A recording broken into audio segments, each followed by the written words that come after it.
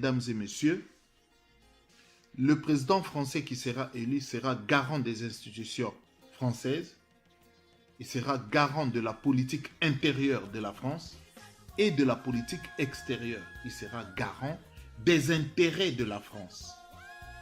Aucun président français qui sera élu bafouera les intérêts de la France, quel qu'il soit, sous prétexte de son engagement humanitaire en faveur de n'importe quel pays de l'Afrique que ce soit.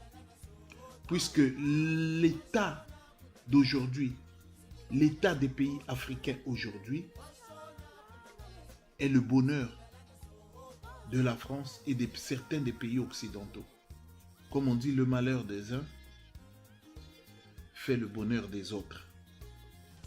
Moi, je pense que les Africains doivent arrêter un peu. Vous vous souvenez des années 1800, lorsqu'il y a eu traite des esclaves. C'était des Africains qui attrapaient leurs frères africains, qui les livraient aux Blancs. C'était des Noirs qui attrapaient leurs frères noirs, qui les ligotaient et les donnaient aux Blancs. Et aujourd'hui, c'est le même cas que nous vivons en Afrique. C'est malheureux. Certains Africains font le jeu des Occidentaux, peut-être par ignorance. Mais nous voulons que le monde soit un monde humanitaire. Un monde où les hommes, au-delà des chartes des Nations Unies, vivent dans la liberté, dans l'égalité, dans la fraternité.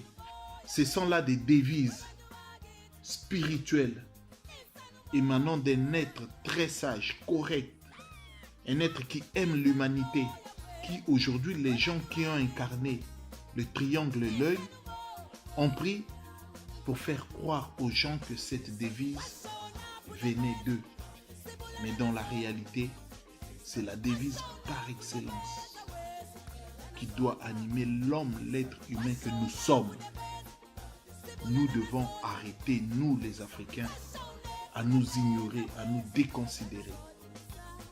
Mais nous devons nous battre pour les vraies valeurs.